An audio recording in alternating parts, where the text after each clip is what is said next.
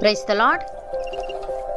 ఈరోజు దేవుని వాగ్దానము, నీవు బ్రతుకు దినములన్నిటను ఏ మనుష్యుడును నీ ఎదుట నిలవలేకయుండును. నేను మోషేకు తోడై ఉండినట్లు నీకును తోడైయుందును. యెహోషువ గ్రంథము 1వ అధ్యాయము 5వ వచనము. సహోదరి సహోదరులారా, మోషే మరణించిన తర్వాత ఇజ్రాయేలీలకు యెహోషువ నాయకుడయ్యాడు. అతనికి ఒక గొప్ప బాధ్యత ఇవ్వబడింది. అదేంటంటే లక్షల మంది ప్రజలను వాగ్దాన భూమిలోకి నడిపించాలి, యుద్ధాలు చేయాలి. సహజంగానే యెహోషువలో భయం, ఆందోళన ఉండి ఉండవచ్చు. ఇప్పుడు దేవుడు అతనికి భరోసా ఇస్తున్నాడు, భయపడకు, నువ్వు ఒంటరిగా లేవు, నేను నీతోనే ఉన్నాను అని. ఇది కేవలం యెహోషువకే కాకుండా దేవుని మీద నమ్మకం ఉంచే ప్రతి విశ్వాసికి వర్తించే వాక్యం.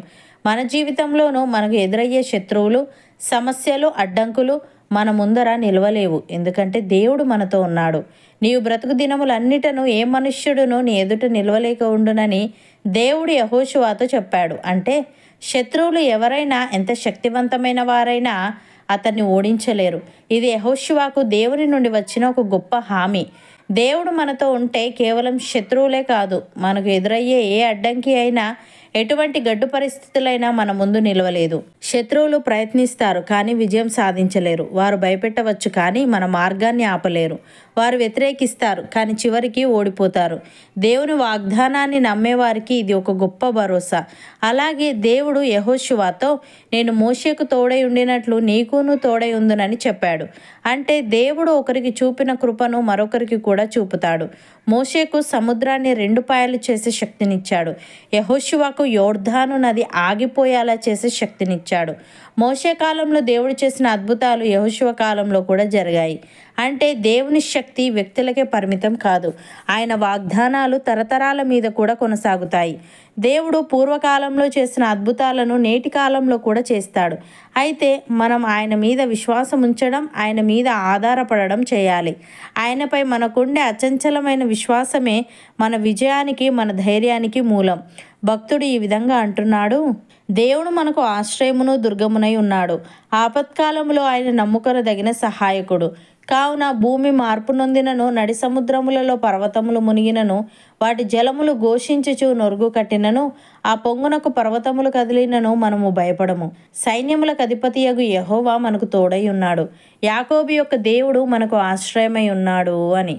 ప్రియులారా, నిన్ను ఏమాత్రమును విడువను, నిన్ను ఎన్నడూను ఎడబాయను అని ఆయనే చెప్పాను కదా. కాబట్టి ప్రభు నాకు సహాయుడు, నేను భయపడను, నరమాత్రుడు నాకేమి చేయగలడు అని మంచి ధైర్యంతో చెప్పగల వారమై ఉన్నాము. అపోస్తలుడైన పౌలు తిమోతికి వ్రాస్తూ ఈ విధంగా అంటున్నాడు, నేను మొదట సమాధానము చెప్పినప్పుడు ఎవడునూ నా పక్షముగా నిలవలేదు. అందరూ నన్ను విడిచిపోయిరి. ఇది వారికి నేరముగా ఎంచబడకుండునుగాక. అయితే నా ద్వారా సువార్త పూర్ణముగా ప్రకటింపబడి నిమిత్తమును, అన్యజనులందరూ దాన్ని విను నిమిత్తమును ప్రభు నా ప్రక్క నిలిచి నన్ను బలపరిచెను గనుక నేను సింహము నోట నుండి తప్పింపబడితిని. ప్రభువు ప్రతి దుష్కార్యము నుండి నన్ను తప్పించి తన పరలోక రాజ్యమునకు చేరునట్లు నన్ను రక్షించును. యుగయుగములు ఆయనకు మహిమ కలుగునుగాక అని. సహోదరి సహోదరులారా, దేవుని ప్రేమించి వారికి, అనగా ఆయన సంకల్పము చొప్పున పిలువబడిన వారికి మేలు కలుగుటకై సమస్తమును సమకూడి జరుగుచున్నవని ఎరుగుదుము. ఎందుకనగా తన కుమారుడు అనేక సహోదరులలో జ్యేష్ఠుడగునట్లు దేవుడెవరిని ముందు ఎరిగెనో వారు తన కుమారునితో సారూప్యము గలవారవుటకు వారిని ముందుగా నిర్ణయించెను.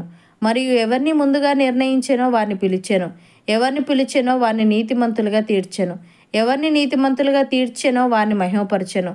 ఇట్లుండగా ఏమందుము, దేవుడు మన పక్షమున నుండగా మనకు విరోధి ఎవడు? తన సొంత కుమారుని అనుగ్రహించుటకు వెనుక తీయక మన అందరి కొరకు ఆయనను అప్పగించినవాడు ఆయనతో పాటు సమస్తమును మనకెందుకు అనుగ్రహింపడు? దేవుని చేత ఏర్పరచబడిన వారి మీద నేరము మోపువాడెవడు? నీతిమంతులుగా తీర్చువాడు దేవుడే. శిక్ష విధించువాడెవడు? చనిపోయిన క్రీస్తు యేసే. అంతేకాదు, మృతులలో నుండి లేచిన వాడును, దేవుని కుడిపార్శ్వమున ఉన్నవాడును, మన కొరకు విజ్ఞాపనము కూడా చేయువాడును ఆయనే.